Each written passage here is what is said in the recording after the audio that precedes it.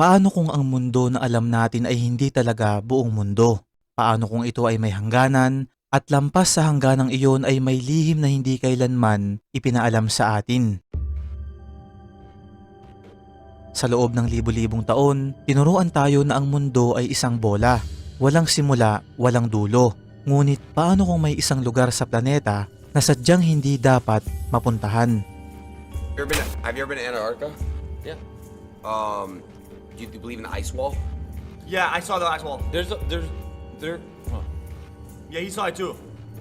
I can't say out straight. No way. At one point, some people are like, what's going on with Antarctica? Have you heard this? Where they sent Admiral Byrd up? And that's beyond the pole, on the other side of the South Pole. And I think it's quite astonishing that there should be an area as big as that unexplored. That's a tremendous So challenge. there's a lot of adventure left down at the bottom of the world. Isang lugar na mahigpit na binabantayan, isang lugar na pinirmahan ng mga bansa para ito ay manatiling sarado. Isang lugar na bihirang makita, bihirang mapag-usapan at halos imposibleng mapuntahan nang walang pahintulot. Ang lugar na yun ay ang Antarctica. At ayon sa isang lumalawak na conspiracy theory, hindi ito basta kontinente lamang. Ito raw ang ice wall o ang hangganan ng mundo.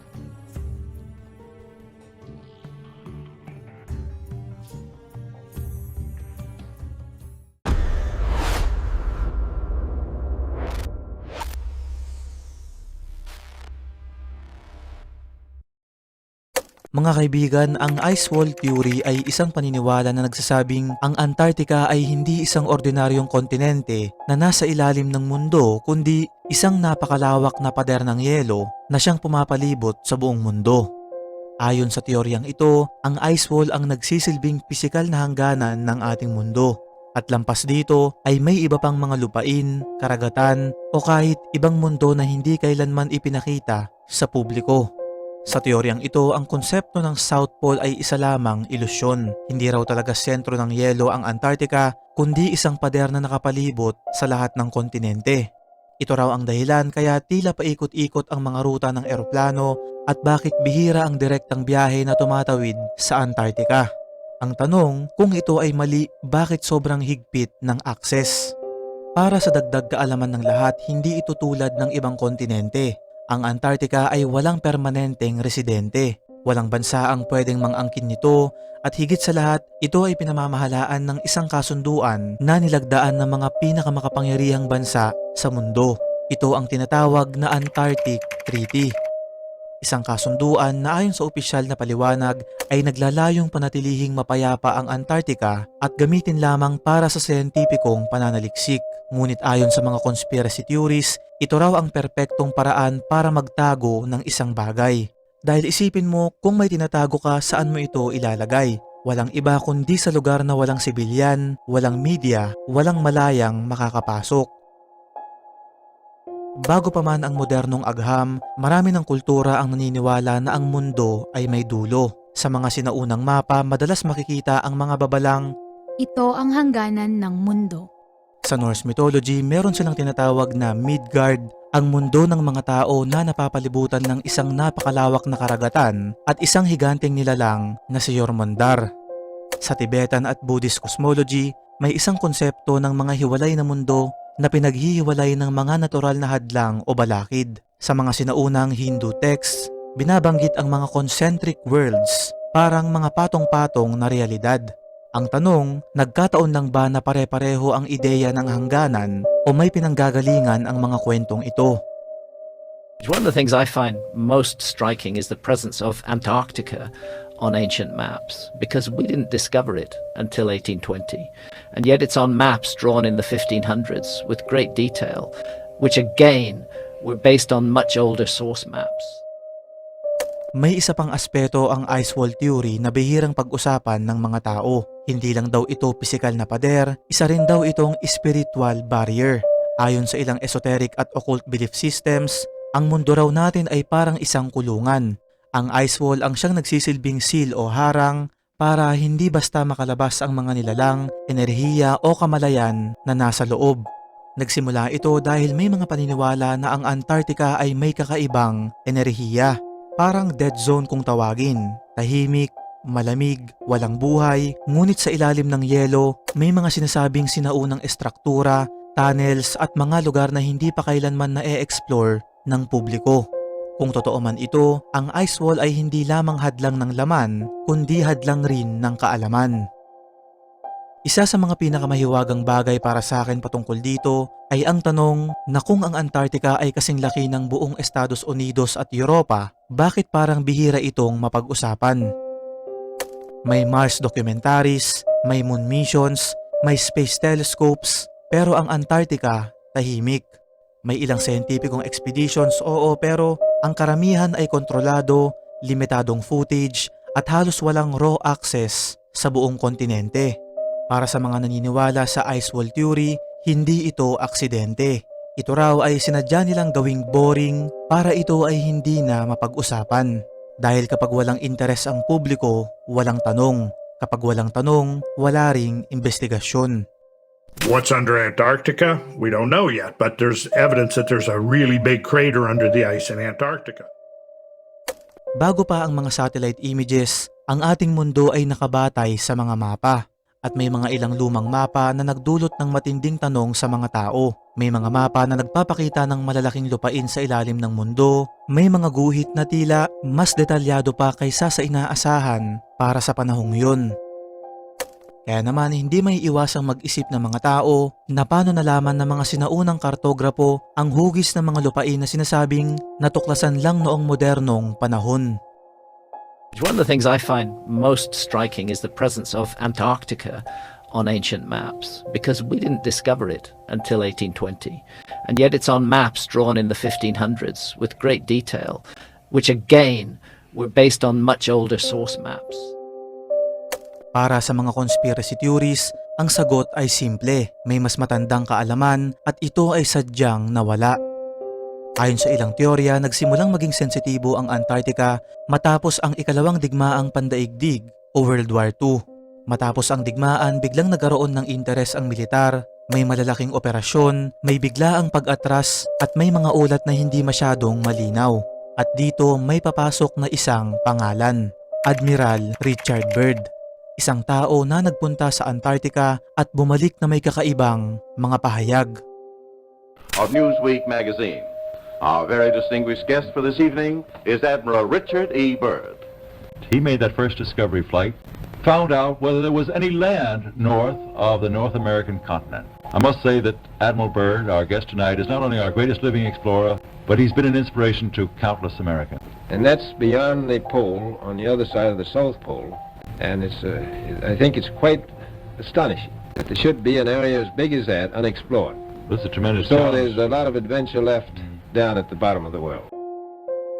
Isa sa pinakaunang ideya ay ang konsepto ng mga hidden continents. Ayon sa teoryang ito, ang mundo raw natin ay mas malaki kaysa sa ipinapakita sa mga modernong mapa. Ang mga kontinente na kilala natin ay bahagi lamang ng isang maliit na rehiyon. Lampas sa ice wall, may sinasabing malalawak na lupain, may mga bundok, may mga karagatan, at posibleng may mga sibilisasyong hindi kailanman nakipag-ugnayan sa atin.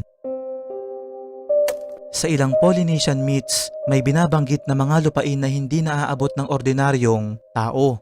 Sa ilang lumang European texts, may konsepto ng Terra Australis Incognita, isang napakalaking lupain sa timog na balanse raw sa bigat ng mga kontinente sa hilaga. Nagkataon lang ba na ang ideyang ito ay lumitaw bago pa man opisyal na madiskubre ang Antarctica? Ang mahiwagang tanong, kung may mga lupain sa labas ng ice wall, sino ang nakatira doon? Dito napapasok ang ideya ng advanced ancient civilizations. Ayon sa teoryang ito, may mga sibilisasyong mas matanda pa kaysa sa Egypt, Sumer o Indus Valley. Mga sibilisasyong may kaalamang teknolohikal at espiritual na hindi natin maipaliwanag hanggang ngayon. May mga naniniwala na ang Antarctica mismo ay dating luntian, isang maunlad na lupain bago ang isang pandaigdigang sakuna. May mga lumang mapa na tila nagpapakita ng mga ilog at baybayin sa Antarctica, isang bagay na mahirap ipaliwanag kung ito ay laging nagyayelo. Kung totoo ito, posibleng ang mga sinaunang sibilisasyon ay umatras lampas sa ice wall upang iligtas ang kanilang kaalaman. Isa nga sa mga pinakamisteryosong ideya ay ang konsepto ng second sun o hidden star. Ayon sa ilang testimonya at esoteric texts, may ibang bahagi ng mundo na may sariling pinanggagalingan ng liwanag, isang araw na hindi natin nakikita mula sa ating rehiyon. May mga kwento ng mga explorer na nagsasabing may mga lugar na maliwanag kahit walang araw, may mga alamat din tungkol sa lupaing hindi kailanman nilulubog ng dilim. Sa Hindu at Buddhist cosmology, binabanggit ang mga mundo na may sarili nilang araw at buwan. Sa Norse mythology, may mga realm na hindi sakop ng liwanag ng ating araw. At para sa mga naniniwala, ang teoryang ito ay patunay na ang mundo natin ay hindi nag-iisa. Hindi lang pisikal na lupain ang sinasabing nasa kabila ng ice wall. May mga teorya rin na tumutukoy na ang Antarctica ay isa raw gateway. Isang lugar kung saan manipis ang pagitan ng mga dimensyon o sa madaling salita isang natural portal. May mga ulat ng kakaibang liwanag sa kalangitan ng Antarctica, may mga kompas na hindi gumagana, may mga anomalya sa oras at espasyo. Sa ilang shamanic traditions, may mga banal na lugar sa mundo kung saan pwedeng makipag-ugnayan ang tao sa ibang realidad. Ayon sa teoryang ito, ang Antarctica ang pinakamalakas sa mga lugar na yun. At isa nga sa mga pinakakontrobersyal na koneksyon ng ice wall theory ay ang tinatawag na The Hollow Earth. Kung naalala ko mga kaibigan, nung nagsimula ang YouTube channel na Hiwaga, ito ang pinakaunang topic na ginawan ko ng video. Ayon sa kwentong ito, ang ating mundo ay hindi solid. May mga lugar sa loob at may mga pasukan patungo rito sa mga polar regions. May mga sinaunang alamat ng isang mundo sa ilalim ng lupa. Sa Tibetan myths may Shambhala, sa Norse legends may Svartalfheim at iba pang subterranean realms. Sa ilang Native American stories, may mga taong nagmula raw sa loob ng mundo. Para sa mga conspiracy theories, ang Antarctica ay isang pangunahing entrance ng Hollow Earth at ito raw ang dahilan kung bakit mahigpit ang pagbabantay dun sa lugar. May mga nagsasabi rin na ang ating mundo ay may energy grid. Tinatawag itong ley lines na kapag nagtagpo ang mga to nagkakaroon ng kakaibang fenomena. Ang Antarctica raw ay isa sa pinakamalakas na intersection ng ley lines. Ang lugar na ito raw ay isang natural power source. Isang lugar kung saan posible ang tinatawag ng mga scientists na interdimensional travel. Ito raw ang dahilan kung bakit maraming ulat ng mga UFO at mga kakaibang sasakyan na lumilitaw at nawawala sa Antarctica.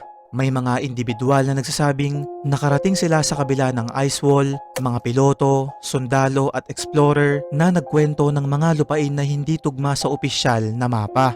Bagamat walang ebidensya, ang mga kwentong ito ay magkakatulad, mas malinaw na kalangitan at isang pakiramdam na parang wala ka na sa mundong to. Ngayon, kung may ganitong posibilidad, bakit walang isinasagawang malawakang eksplorasyon sa Antarctica? Ang sagot ng mga conspiracy theorists, ito ay dahil hindi ito pinapayagan.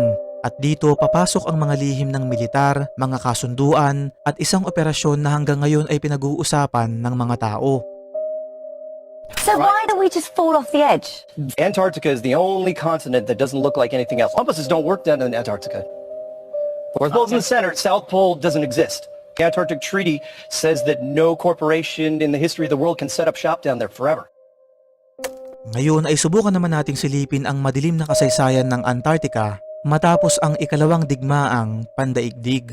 Mga UFO na lumalabas sa yelo, mga lihim na military bases, at isang admiral na nagsabing ang mundo ay mas malaki kaysa sa ating inaakala.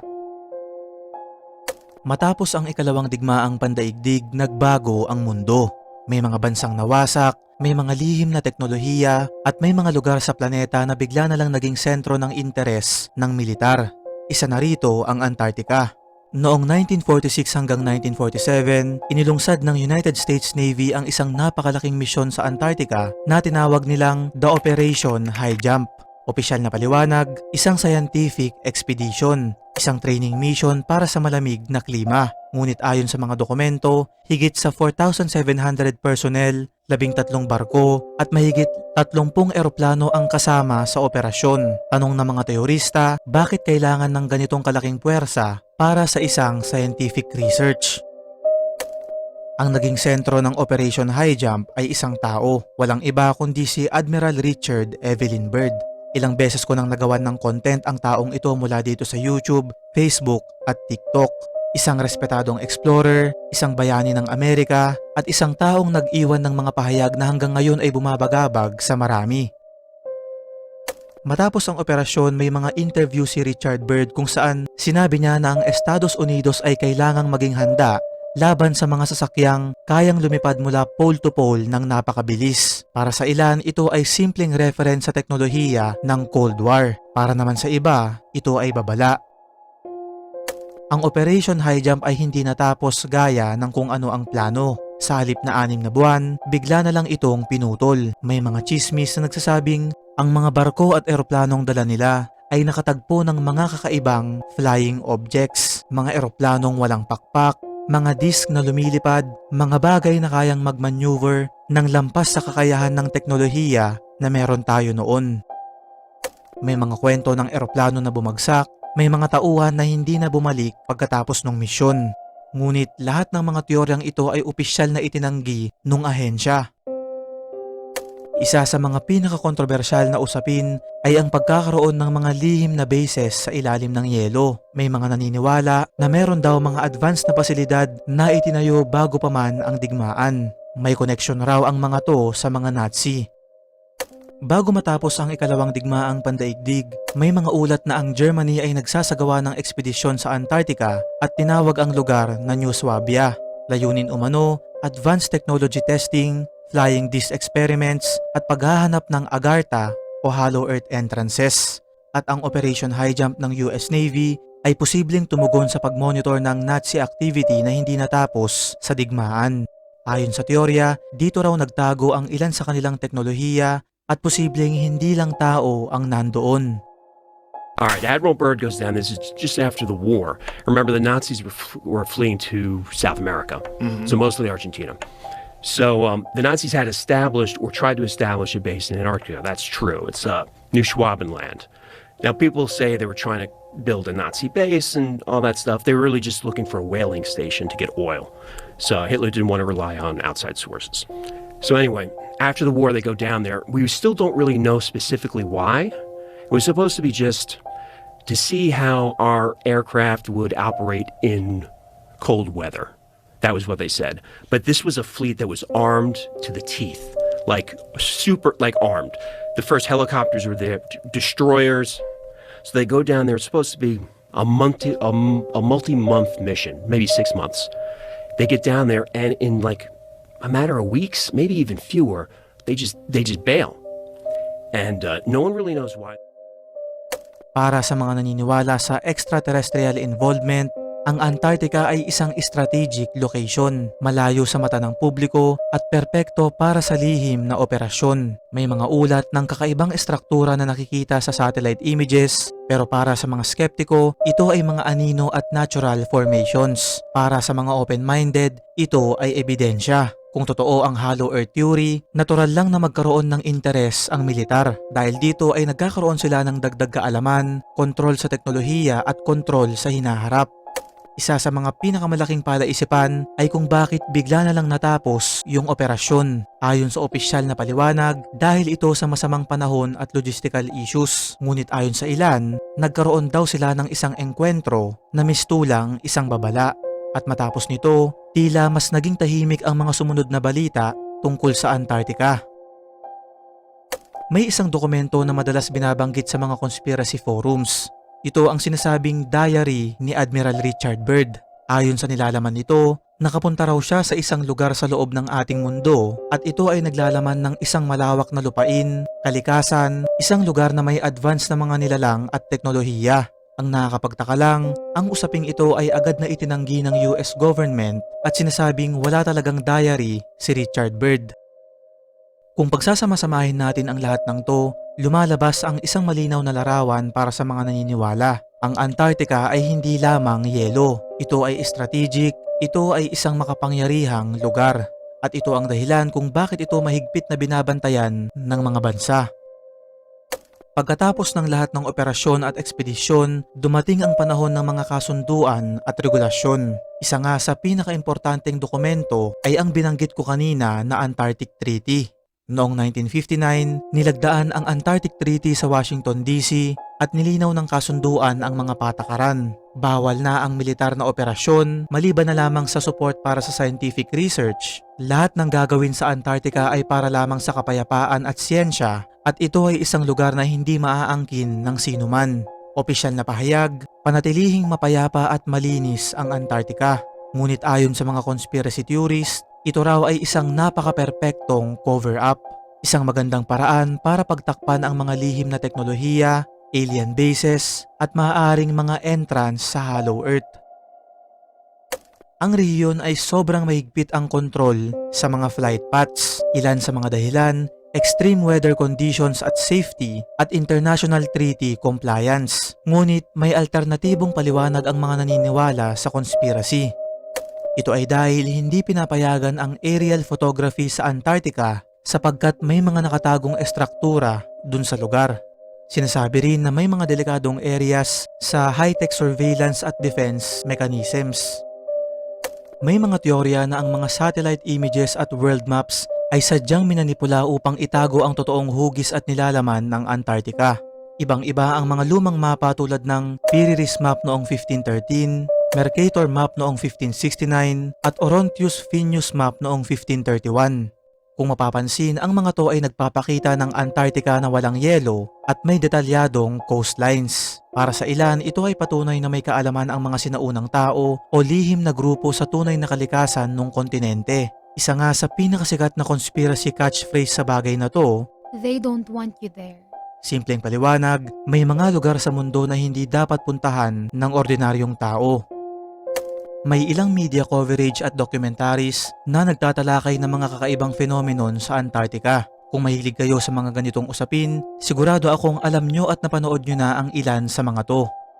Sa History Channel ang Ancient Aliens episodes tungkol sa Antarctica, Coast to Coast AM interviews kay Richard Byrd at iba pang explorers, iba't ibang articles sa online archives tungkol sa Operation High Jump, UFO sightings at military bases.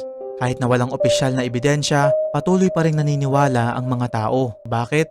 Historical anomalies sa mga lumang mapa, eyewitness accounts tulad nila Admiral Richard Byrd, explorers at iba pang mga piloto, mga lumang kwento, myths at legends mula sa iba't ibang kultura, Norse, Tibetan at Hindu, secrecy at restricted access, at syempre human curiosity at need to question authority. Ang resulta, isang matibay na network ng teorya na patuloy lumalaki, nakakaengganyo at mahirap tanggalin sa collective imagination, lalo na para sa mga open-minded na tao. Marami ring ulat ng UFO sightings at ilan nga sa mga pinakadetalyado at kilalang kaso ay may sari-sariling petsa at eyewitness accounts. Isang halimbawa ay noong July 9, 1965, nagkaroon ng UFO sighting malapit sa South Pole Station. Isang grupo ng mga scientists sa Amundsen-Scott South Pole Station ang nakakita di umano ng malalaking light formations sa kalangitan. Ayon sa mga ulat, ang mga ilaw ay gumalaw ng pabilog at mabilis ring lumayo sa kanila sa loob lamang ng 5 minuto. Ang mga kwentong ito ay naitala sa kanilang logbook at iniulat mismo sa US Air Force. Noong December 11, 1986 naman, nagkaroon ng misteryosong sighting sa Argentine Air Force. Isang reconnaissance flight ng Argentine Air Force ang nakakita ng metallic disc-shaped object na lumilipad sa mataas na altitude sa mismong Antarctic Peninsula. Iniulat ng piloto na ang UFO ay nagpakita ng hindi pangkaraniwang acceleration at bigla na lang nawala sa radar. January 8, 1994 naman, isang UFO ang namataan sa Palmer Station. May mga personnel sa US Palmer Station ang nakakita ng mga bright spherical objects sa langit. Ang mga turaw ay lumilitaw at nawawala sa loob ng ilang segundo at marami sa kanila ang nag-record gamit ang video camera at ang mga footage ay naging paksa ng debate sa mga UFO research groups at forums. February 21, 2004 naman, multiple UFO encounters during military overflights. US Navy at Australian Navy aircraft na nagsagawa ng routine patrol sa Antarctic Circle ay nagulat ng multiple unidentified flying objects. Ayon sa reports, lumipad ang mga to sa extreme velocities at nakapag-hover sa ibabaw ng yelo. Ipinahayag ng mga piloto na yung mga craft ay kumilos na parang may advanced intelligence. Isa pa ay noong March 27, 2013, nagkaroon ng satellite observations sa ilang mysterious objects. Ilang satellite ng European Space Agency ang nakakita ng ilang metallic objects sa Queen Maud Land at ayon sa analysis, yung mga object ay hindi tugma sa anumang kilalang aircraft o geological formation. At ang mga UFO sightings na ito ang siyang nagdagdag ng hiwaga sa Antarctica. Mga dahilan kung bakit yung lokasyon ay remote at mahigpit na binabantayan, mga sightings na documented at iniulat sa military o scientific personnel, mga bagay na nagpapatunay sa ilan na mayroong advanced na nilalang o teknolohiya dun sa lugar. At maaaring may mga lihim na extraterrestrial presence at advanced ancient technology na hindi pa natin natutuklasan. The green is behind him. He's just flying in light, just trying to get his bearings, and then up beside him, two flying saucers just kind of next to him, almost like, you know, the F-16 is trying to wave you down. Two flying saucers, and then he goes down with the UFOs, and they just land into a cavern in the hollow earth. Right, so that's how that happens, and they take Admiral Byrd out, and they're tall aliens. Upang mas maipakita pa ang hiwaga ng Antarctica at mga UFO sightings, maraming media outlets, historians at scientists ang nakapagbigay ng insights at testimonies. Una ay ang historian at map researcher na si Charles Hapgood. Sinabi niya na ang ilang sinaunang mapa tulad ng Piri Reis noong 1513 at Orontius Finius noong 1531 ay nagpapakita ng Antarctica na walang yelo, bagay na hindi dapat alam ng mga sinaunang tao. Ayon naman kay Richard Noon, isang historian at author ng Earth-Shifting Crust, posible daw na may mga ancient civilizations na nalipat sa Antarctica bago ang global cataclysms. Ayon naman sa historian na si Jim Vieira, na nagdokumento ng Operation High Jump at mga anecdotal reports ni Admiral Richard Byrd, sinabi niya na marami daw area sa Antarctica ang mahigpit na ipinagbabawal na pag-aralan. Ang mga scientist naman gaya ni Dr. Charles R. Bentley, isang glaciologist at Antarctic researcher, nakapagbigay ito ng detalyadong Antarctic documents at sinabi niyang marami daw hindi maipaliwanag na anomalya ang kanilang nakita at nasagap sa kanilang scans. Isa pa ay si Dr. Richard Ali, isang geologist at climate scientist. Nagulat ito ng rapid ice shifts at subglacial topographies na hindi pa ganap nauunawaan na nagbubukas ng posibilidad sa mga teorya na tinalakay natin kanina patungkol sa underground structures. At si Dr. Paul Rose, isang polar explorer at documentary advisor, nagsabi na may mga lugar sa Antarctica na hindi naaabot ng modern expeditions at maraming detalye rito ay striktong classified, ibig sabihin ang mga to ay top secret.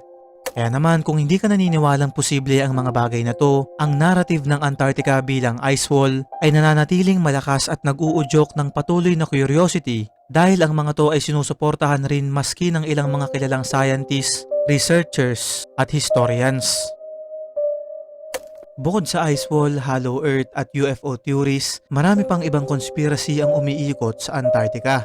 Ang ilan dito ay mas kontrobersyal, mas madilim at mas bihirang pag-usapan. May mga viral satellite images na nagpapakita ng hugis pyramid na bundok sa Antarctica at para sa mainstream science, ito ay natural nanotak formations na nililok ng hangin at yelo. Ngunit ayon sa mga conspiracy theories, ang sukat at symmetry ng mga ito ay masyadong perpekto, may pagkakahalintulad sa pyramids ng Egypt at Mesoamerica at posibleng bahagi ng isang global ancient civilization na nawala matapos ang isang kalamidad. May ilang mga reports din ng explorers ang nagsasabing parang nag-iba raw ang takbo ng oras sa ilang bahagi ng Antarctica kung saan may mga misyon na bumalik na mas maikli ang oras kaysa sa inaasahan, may mga empleyado na nagkaroon ng tinatawag na memory gaps, at may mga kaso ng ekspedisyon na tuluyan nang nawala.